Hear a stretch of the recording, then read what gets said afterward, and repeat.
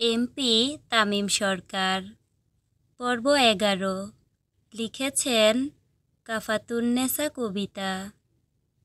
তোমাকে একটা চুম্মা দেই? জি, থ্যাংক ইউ। তামিম সুবহার ঠোঁট বরাবর নিজের ঠোঁট নিতেই সুবহার চোখ কপালে উঠে যায়। ভয়ে তামিমকে ধাক্কা দিয়ে একপাশে সরে যায় সে। সুবহার এমন কাজে তামিম ঠিক কতটা রাগ করল তা বলা মুশকিল। দেয়ালে হেলান দিয়ে দাঁড়িয়ে থাকে তামিম। তার একপাশে মাথা নিচু করে দাঁড়িয়ে থাকে সুবহা। অনুমতি দিয়ে দূরে সরে যাও কেন রাতপুরী? তামিম এক টান দিয়ে সুবহাকে নিজের সামনে দাঁড় করায়। ভয়ে সুবহার ঠোঁট শুকিয়ে আসে, মুখ দিয়ে কোনো শব্দ বের হয় না। তামিম সুবহার দিকে তাকিয়ে আবার বলে, আজ অবধি তামিম সরকার যা চাইছে তা নিজ থেকে হেঁটে আসছে, না হয় ছিনিয়ে নিয়েছি। এখন তোমাকে আমার লাগবেই সুবহা। হয় নিজ থেকে আসবা, না হয় আমি ছিনিয়ে আনব। সিদ্ধান্ত তোমার। সুবহা তখনও মাথা নিচু করে দাঁড়িয়ে থাকে। তামিম সুবহার থুতনি ধরে তার মুখ উপরে উঠায় আর বেশ জোরে শব্দ করে চুমু খায়। আমি চাইলে তোমাকে বাড়ি যাওয়ার মতো অবস্থায় নাও রাখতে পারি রাতপুরী। তামিমের কথাগুলো শুনে সুবহার চোখ দিয়ে পানি গড়িয়ে পড়ে। তামিম তার পকেট থেকে টিস্যু বের করে সুবহার চোখের পানি মুছে দেয়। সুবহা মুখ তুলে তামিমের চোখের দিকে তাকায়। এক মুহূর্তের জন্য চোখে চোখ পড়ে যায়, কিন্তু তৎক্ষণাৎ সুবহা চোখ সরিয়ে নেয়। খুব সাহস নিয়ে সুবহা বলে, বাড়ি যাব। কোথাও যাবি না তুই? তামিমের হঠাৎ এমন জোরে ধমক শুনে আঁতকে উঠে সুবহা। যতক্ষণ না আমার মন ভরছে ততক্ষণ আমার সামনে বসে থাকবি।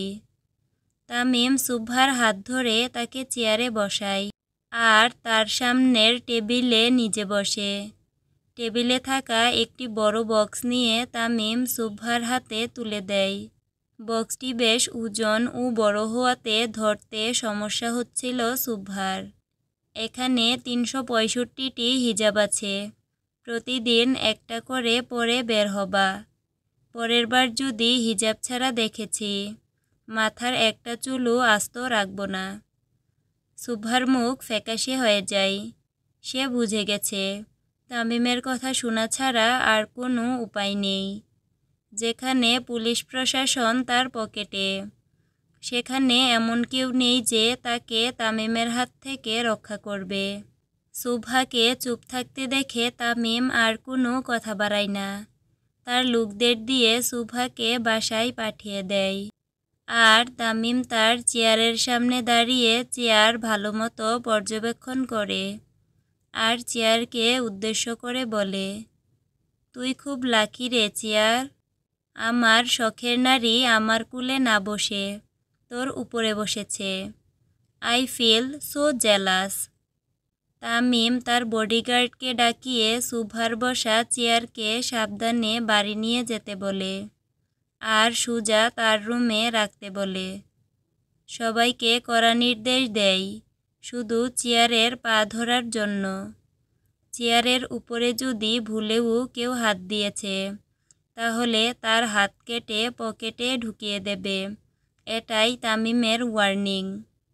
তামিমের লোকেরা সুবহাকে সাবধানে বাড়ি পৌঁছে দিয়ে সুজা পার্টি অফিসে চলে আসে। তামিম তখনও সুবহার চিন্তায় মগ্ন। হঠাৎ তার পঞ্চপাণ্ডব সামনে আসতেই তামিমের ধ্যান ভাঙে আর ভ্রু কুঁচকে তাকায় তামিম তাদের দিকে। কিরে মানিক, তোর লুঙ্গি কই? ভাই, কঠিন বাতাসে লুঙ্গি আকাশে। কালামানিকের কথা শুনে অট্টহাসিতে ফেটে পড়ে চারপাশ। আমার বউয়ের সামনে আবার লুঙ্গি ছাড়া ঘুরোস নাই তো? না ভাই, ভাবিরে দিয়া আসনের সময় ভাবলাম একটু চা খাই। যেই বাইরে বের হয়েছি বাতাসে আমার লুঙ্গি উড়াইয়া নিয়ে গেছে। তোদের মতো 5 পাগলা আমার কপালে যে কই থেকে আসলো। তামিমের দেওয়া হিজাব নিয়ে সুবহা খুব সাবধানে বাড়িতে প্রবেশ করে। এই প্রথমবার সুবহা নিজের মায়ের থেকে কিছু একটা লুকালো। বাড়ি এসেই সুজা নিজের রুমে চলে যায় সুবহা, আর দরজা বন্ধ করে খুব জোরে জোরে নিঃশ্বাস নেয়। কিন্তু তার এই শান্তিতে থাকা বোধহয় তামিমের পছন্দ হয় না। সে অনবরত সুবহাকে কল দিয়ে যায়। সুবহা প্রথমে কল ধরে না। তার কিছুক্ষণ পর সুবহার ফোনে টেক্সট আসে, আমার কি আসতে হবে? তামিমের এই এক লাইনের টেক্সট দেখে সুবহার কলিজার পানি শুকিয়ে যায়। সে সাথে সাথে কল ব্যাক করে তামিমকে। সুবহা কল দেওয়ার সাথে সাথে তামিম রিসিভ করে, আর মুখ গম্ভীর করে তাকায় সুবহার দিকে। সুবহা ভয়ে ভয়ে তাকায় তামিমের দিকে। তোমার আমাকে কিছু একটা বলার কথা ছিল রাতপুরি। সুবহা তামিমের কথার অর্থ বুঝতে না পেরে শুধু তাকিয়ে থাকে। কালকে বিকেলে আমাকে তুমি লাভ ইউ টু তামিম বলবা। সুবহার মনে পড়ে যায় সেদিনের কথা। তামিম তাকে সারা রাত দিয়েছিল ভাবার জন্য, কিন্তু পরের দিনের ঘটনার জন্য আর কিছু বলা হয়নি সুবহার। সুবহা ভেবেছিল হয়তো তামিম ভুলে গেছে, কিন্তু না, তামিম ভুলার মতো বান্দা নয়।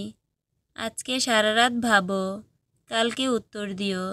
উত্তরটা যেন হ্যাঁই হয় রাতপুরি, না হলে নিজেকে কবরে দেখার জন্য প্রস্তুতি নাও।